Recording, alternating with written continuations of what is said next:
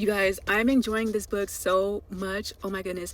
Black LA natives, black people born and raised in LA, South Central, the West Adams district. You guys have to read this book. This is a black reimagining of The Great Gatsby, and it's set in 1940s LA, and it centers on black Hollywood in LA during this time, but most importantly, it tells the history of black LA. And reading this book as an LA native, as a black girl from South Central, it hits different. I'm born and raised in South Central, and the amount of times I walked by a building, an area, and had no idea that this place is rich in black history. The amount of times I walked down Central and had no idea that was once the mecca of black LA. That was literally the cultural hub of black LA. The amount of times I walked down Central and had no idea that this one building I walked past every time was the Black Panthers LA chapter. No idea. It was just a regular building to me. And in this book, I just learned that there was this really popular hotel called the Dunbar Hotel, and people like Billie Holiday, Langston Hughes attended this hotel in this restaurant in this hotel. And the Dunbar Hotel was also designed by a black architect and built by black people. And I walked past these buildings with no idea just to get to McDonald's. And even though this book centers on black Hollywood and the black wealthy people in LA during this time, I love that it also includes black people in South Central. I love the way this book describes South Central. For example, listen to the way South Central is described. South Central, Reaper says, fantastic area, my favorite in the city, in fact. That surprises me. This place ain't nowhere near as fancy as Sugar Hill, but it does look fun. We pass jazz clubs, theaters, and lounges, tobacco shops and shoe stores. The streets are packed.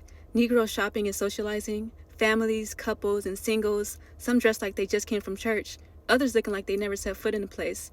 I spot a marquee with the words Golden State Mutual printed in big bold letters across it, with its 2 stories, clay-tiled roof, and thick arches. You get it. Jazz clubs, the lounges, the stores. Oh my God! But what I really love about this book is that it doesn't just talk about the wealth, the glamour. It talks about the different type of racism that black people experienced in California. It talks about the classism, the racism. It talks about the specific type of classism that was directed at black Southerners. Wealthy black people, they look down on black Southerners. They think they're ignorant. They judge the way they talk, the way they carry themselves. Like, black Southerners, they face a specific type of racism and classism that I feel like that's not really talked about. And I'm happy that this book talks about it. The book talks about the Great Migration that happened in the 1940s when black people fled the South in droves, fleeing white supremacist violence, fleeing jobs like sharecropping and maids, which were jobs that was literally one step above slavery. It talks about how when black people got to LA from the South, the only place they were really allowed to move in was South Central. Houses in areas around South Central, they had these clauses in the deeds of the houses where it stated, like, basically, if you're black, you cannot buy this house.